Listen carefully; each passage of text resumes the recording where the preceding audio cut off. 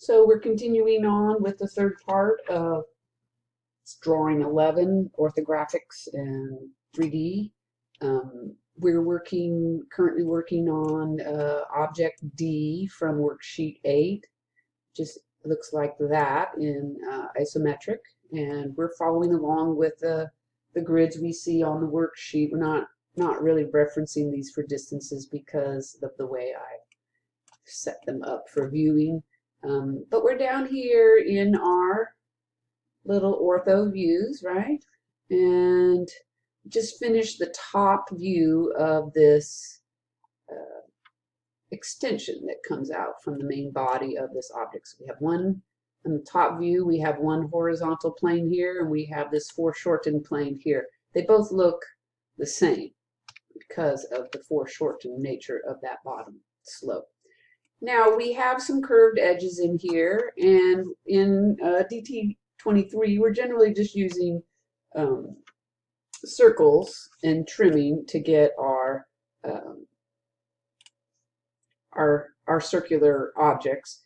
And I can see from the drawing that the central point for the arc is right there on the grid, and that it's one grid wide. So that's how I'm using the grids on that. And then I'm repeating that command with the enter key and then putting in the same size circle right there. And we'll do some trimming to clean that up.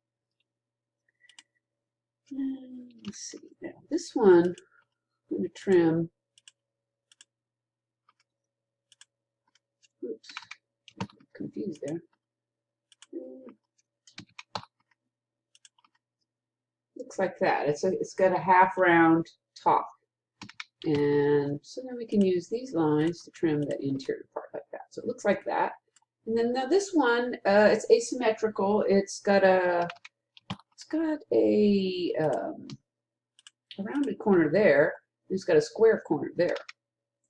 So we can use this edge and this edge to trim off that. Now we have the final edge situation there for the top view, and we always want to put in on the top view our center marks, and we can use these trimmed arcs just fine to put in the center marks. They're over here on the annotate tab, center mark tool, and just put them over there.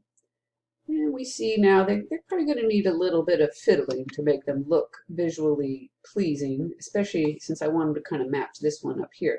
For one, I'm going to edit both of them simultaneously and before they're exploded, so that I can, as efficiently as possible, make these customized changes. So putting in that half length on the extensions. And then, again, both objects can be edited at the same time since they are somewhat similar. They're on the same layer, and I'm going to change this line type scale to 0.25 so it matches the rest of the drawing. There we go. Now is a good time to explode them, though, because we don't need every part and piece of them. So explode them, and let's see. This leg doesn't refer to anything circular, so we don't need that leg. And I think when we want to have a continuous line across here, I think it's better to grip edit this into that. And you know, now I've obliterated my center mark. So I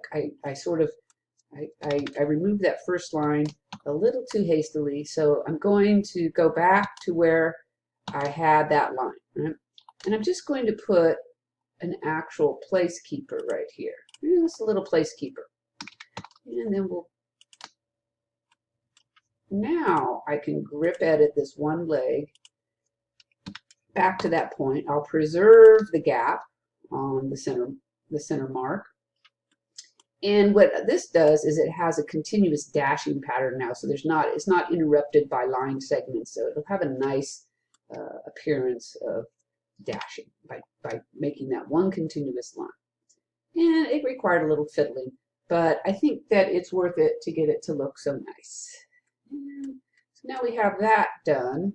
We can go over back to home and back to projector. We want to project some things now. So we want to project the center mark of our top view. And we're going to have these hidden lines. From the front view, that little notch in the back is going to be hidden. So I'm going to bring those down.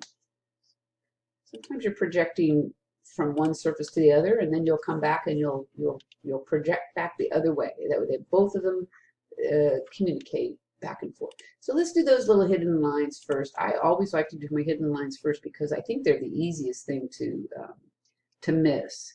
And so we start a line, and we'll use that intersection right there. And here, make sure you got the right projector coming down. So that's the little notch in the back, and we'll take those projectors off so that they're not confusing. And we're done with these projectors also. So now we have a few less things to worry about. So just like with the other one, I want to create an offset of 0.1 for my center line extensions. And this is just to create uniformity in the drawing. And so now we're going to draw center lines. And that'll be from the offset lines in cross. Now, just like the center marks needed a little customization, I can select both of those, hit the space key now because I'm done with my selection group. I did that. Why did I do that? Select both of them, right? And because we're not ending the selection group here, we're just going to do a property edit, and we're going to change this one thing here to 0.25. Now we got nice looking center line dashing, and we can get rid of some more of these projectors. And we better get rid of those, because those are a little confusing. This is looking pretty good. So we can probably just move right on to our little third view, right? And now this one has to be on a grid, so better make sure get a grid, and you see it's fighting with that nearby snap. So I've got to turn the snapping off, the object snapping off, in order to prevail on my grid, which is what I want. But I might be putting that right back on. At least for the moment, I had to take it off. And let's see, got a projector coming across here, and we have the outer edge of the top view coming across. Now we know that this depth here, this 4 grid depth, is shared right here. So I am just going to, on the visible line, I'm going to draw, on the visible layer, I'm going to draw that 4 grid or 1 unit long line. So that's the base of it. And when I'm looking here, though, I know that this is where that foreshortened slope is, and this is going to be the profile view of it. So from this edge, this point right there, right here, that point coincides with this point right here in this view. That view. And then it goes back on the D direction, the depth direction 1, and it goes up 2. So I'm just going to get that much in. Go and finish the projectors. And we never did finish that. How excited about something, and then I want to move on to it right away. Just to build up our lines here. So Now, this is this little foreshortened slope, right? It goes back 1, and it goes up 2. It goes up 2 right here. And so we can come across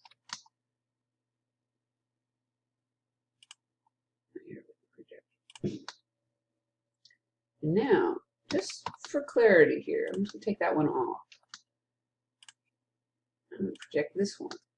So this little foreshortened slope, this is its profile in here. So it's a combination of this width and this depth. It's going to be right, going to be on the visible layer. So we'll start there with the visible layer. There it is. There's that nose, right? And then it goes up 1 grid to the top edge. Better get our grid snap back on here, right there. And that's this little part right here. And so then what happens? Well, it goes back.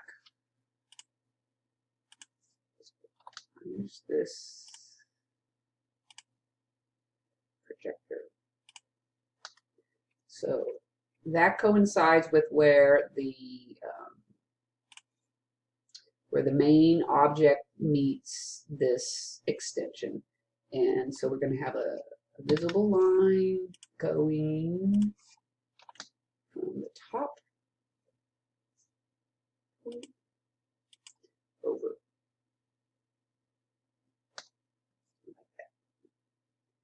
And there will be a visible edge all along that side there, right? So basically it's this little plane right over here that we just drew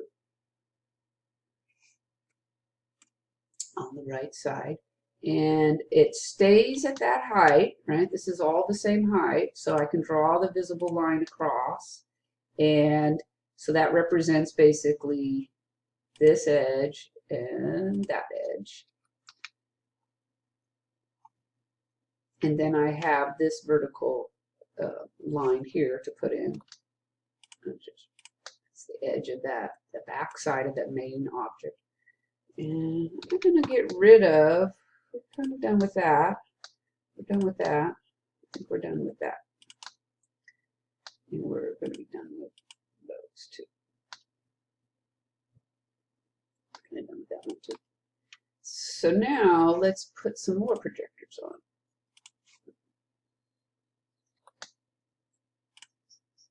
This going over here, and that, to make sure it's straight. That is where the hidden line goes.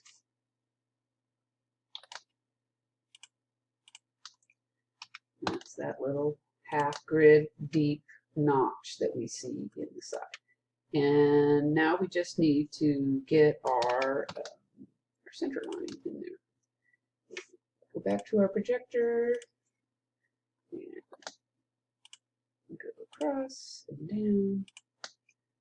And now we can do our little center line on the center layer, starting the line command, and then I'm going to use this as a reference. I'm going to come up here and use that as a reference. So I don't have to offset those extensions again.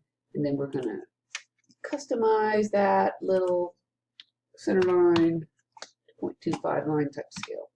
And that, I think, is where we're at with this drawing.